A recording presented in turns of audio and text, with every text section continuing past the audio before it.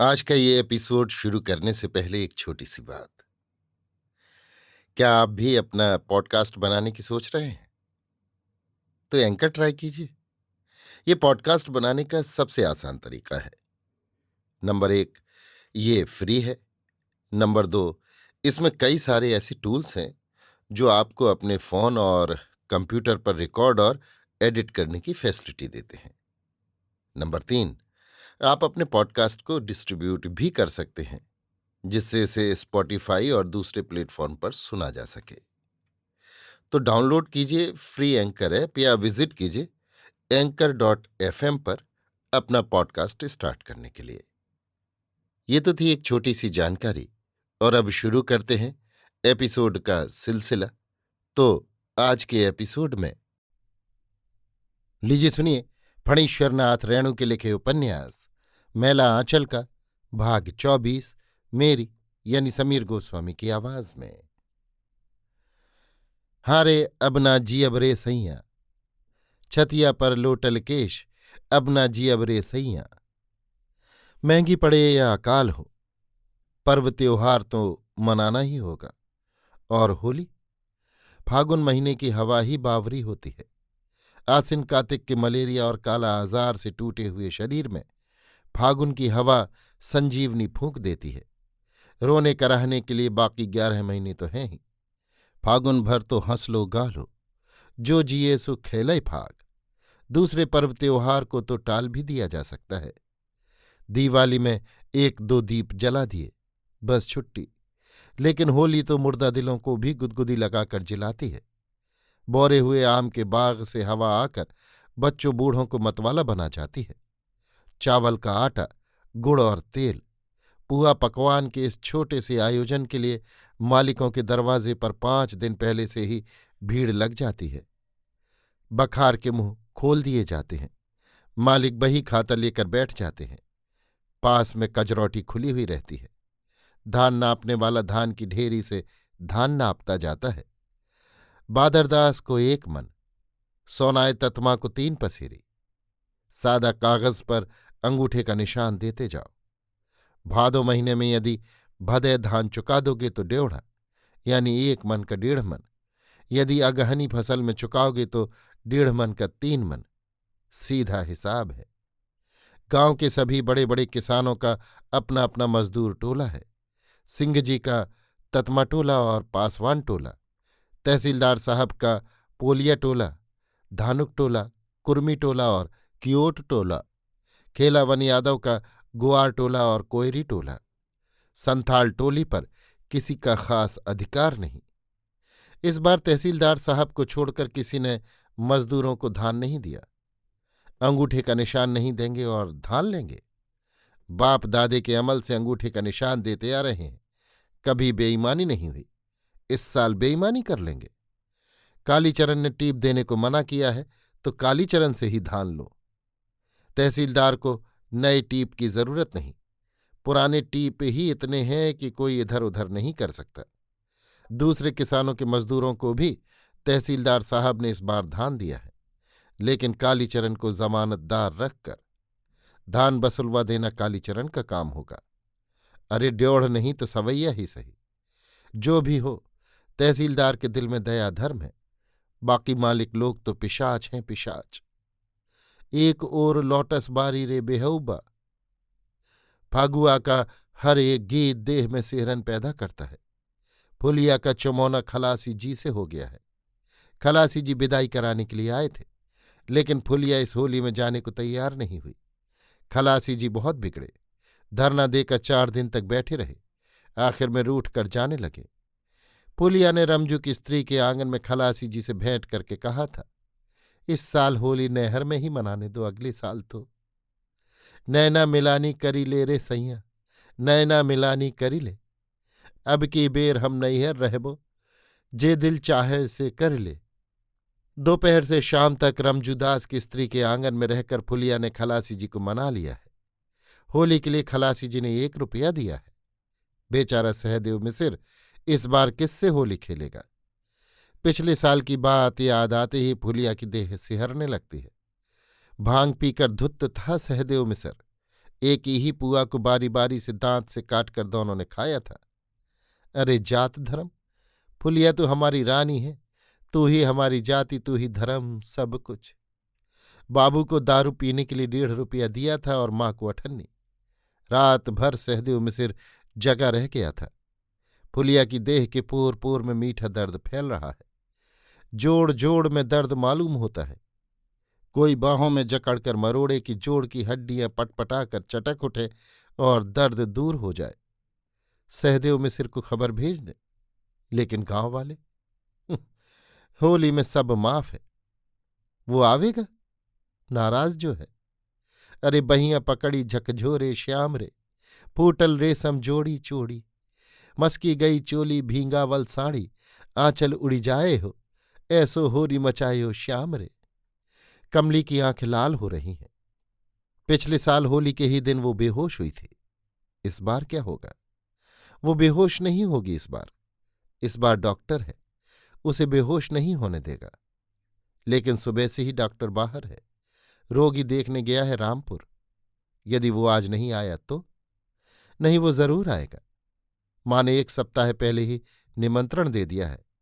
रंग अबीर गुलाल पिचकारी। माँ, क्या है बेटी? तुम्हारा डॉक्टर आज नहीं आवेगा? क्यों, क्या बात है बेटी? मेरा जी अच्छा नहीं।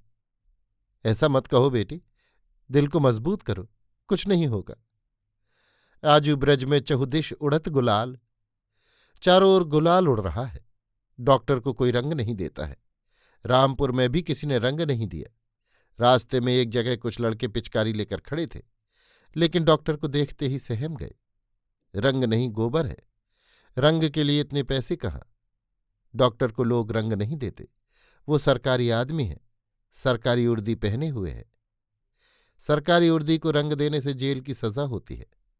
डॉक्टर सरकारी आदमी है, बाहरी आदमी है। वो गांव के समाज का नहीं। ये डॉक्टर की ही गलती है। शुरू से ही वो गांव से, गांव वालों से अलग अलग रहा है। उसका नाता सिर्फ रोग और रोगी से रहा। उसने गांव की जिंदगी में कभी घुलने मिलने की चेष्टा नहीं की। लेकिन डॉक्टर को अब गांव की जिंदगी अच्छी लगने लगी है। गांव अच्छा लगने लगा है और गांव के लोग अच्छे लगते हैं। वो गांव को प्यार करता है। उसे कोई रंग क्यों नहीं देता? वो रंग में, गोबर में, कीचड़ में सराबोर होना चाहता है। अर्र, कोई बुरा न माने, होली है। डॉक्टर के सफेद कुर्ते पर लाल गुलाबी रंगों की छींटें छरछरा कर पड़ती हैं। ओ कालीचरण, बुरा मत मानिए डॉक्टर साहब, होली है। डॉक्टर मनी बैग से 10 रुपये का नोट निकालकर कालीचरण को देता है। होली का चंदा, रंग और अबीर का चंदा। होली है, होली है, होली है। गणेश हाथ में पिचकारी लिए मौसी का आंचल पकड़कर खड़ा है। मौसी हंसकर कहती है, सुबह से ही रंग खेलने के लिए जिद कर रहा था। मेरी एक साड़ी को तो रंग से सराबोर कर दिया। अब जिद पकड़ा है कि गांव के लड़कों के साथ खेलेंगे। आओ भैया गणेश। कालीचरण गणेश का हाथ पकड़कर ले चलता है। गणेश खुश होकर डॉक्टर पर रंग की पिचकारी से फुहारे बरसाता हुआ कालीचरण के साथ भाग जाता है। मौसी खुश है। जुग जुग जियो काली बेटा। बड़ा मस्त नौजवान है, डॉक्टर कहता है। कमली 5 बार पूछवा चुकी है डॉक्टर साहब लौटे हैं या नहीं। मुझे धमकी दे गई है, आज डॉक्टर को तुम नहीं खिला सकती। आज मेरे यहाँ निमंत्रण है। ढोल ढाक झांझ मृदंग और डंफ, होली फगुआ भड़ौवा और जोगिड़ा। कालीचरण का दल बहुत बड़ा है। 2 ढोल, 1 ढाक है, झांझ डंफ, सभी अच्छे गाने वाले भी उसी के दल में हैं। सुंदरलाल, सुखीलाल, देवी दयाल और जोगिड़ा कहने वाला महंत था। मिडिल में पढ़ता है, पढ़ने में बड़ा तेज। दोहा कवित्व जोड़ने में उसको चांदी की चकत्ती मिली है। गांव के छोटे छोटे दल भी कालीचरण के दल में मिल गए हैं। जोगिड़ा सारा, जोगिड़ा सारा, जोगी जी ताल न टूटे, 3 ताल पर ढोलक बाजे, ताक धिनाधिन धिन्नक तिन्नक जोगी जी। होली है, कोई बुरा न माने, होली है। बरसा में गड्ढे जब जाते हैं भर, बैंग हजारों उसमें करते हैं टर।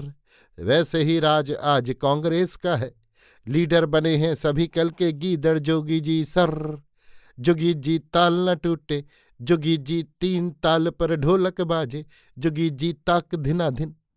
चरखा का तो खद्दड़ पहनो रहे हाथ में झोली, दिन दहाड़े करो डकैती बोल सुराजी बोली जोगी जी सर। सिर्फ जोगीड़ा ही नहीं, महंथा ने नया फगुआ गीत भी जोड़ा है, बटगमनी फगुआ, राह में चलते हुए गाने के लिए। आई रे होरिया आई फिर से आई रे, गावत गांधी राग मनोहर चरखा चलावे बाबू राजेंद्र, गूंजल भारत अमहाई रे, होरिया आई फिर से। वीर जमाहिर शान हमारो, बल्लभ है अभिमान हमारो, जय प्रकाश जैसो भाई रे, होरिया आई फिर से। होली है होली है होली। कोयरी टोले का बूढ़ा कलरू महतो कहता है, अरे डॉक्टर साहब, अब क्या लोग होली खेलेंगे, होली का जमाना चला गया। एक जमाना था जबकि गांव के सभी बूढ़ों को नंगा करके नचाया जाता था, एकदम नंगा। उस बार राज के मैनेजर जनसेन साहब के साथ 3-4 साहब आए थे। काला बक्सा में आंख लगाकर छापी लेते थे। बाद में खानसामा से मालूम हुआ कि बिलैत के गजट में छापी हुआ था, एकदम नंगा। कामरेड वासुदेव भड़ौआ गाने के लिए कह रहे हैं।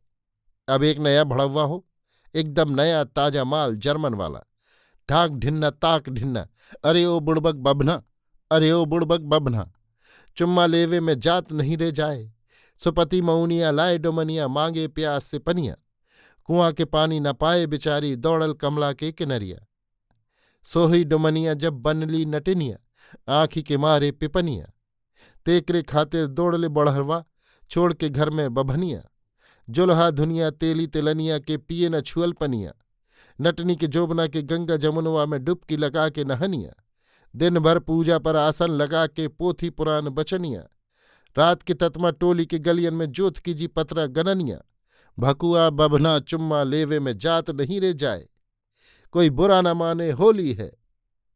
तहसीलदार साहब की ड्योढ़ी पर पैर रखते ही डॉक्टर के मुंह पर गुलाल मल दिया गया। डॉक्टर की आंखें बंद हैं, लेकिन स्पर्श में ही वो समझ गया है कि गुलाल किसने मली है। कमली, वसंतोत्सव की कमली। डॉक्टर याद करने की चेष्टा करता है। एक बार किसी चित्रकार का मैथिली शीर्षक चित्र किसी मासिक पत्रिका में देखा था। कौन था वो चित्रकार?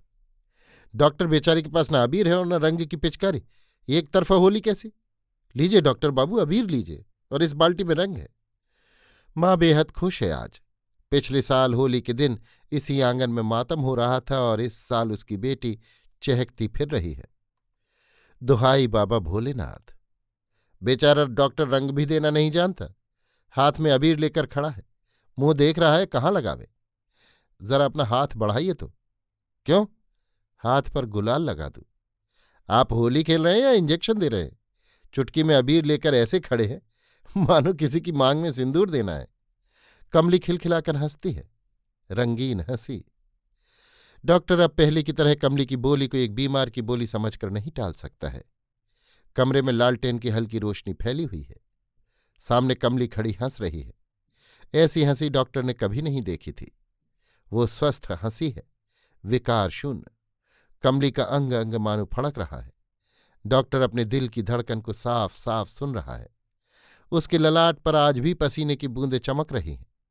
सामने दीवार पर एक बड़ा आईना है। डॉक्टर उसमें अपनी सूरत देखता है। ललाट पर पसीने की बूंदें, मानो दूल्हे के ललाट पर चंदन की छोटी छोटी बिंदियां सजाई गई हैं। डॉक्टर को भवभूति के माधव मालती की याद आती है। होली को पहले मदन महोत्सव कहा जाता था। आम की मंजरियों से मदन की पूजा की जाती थी। इसी मदनोत्सव के दिन माधव और मालती की आंखें चार हुई थीं और दोनों प्रेम की डोरी में बंध गए थे, जहां राधे श्याम खेले होरी।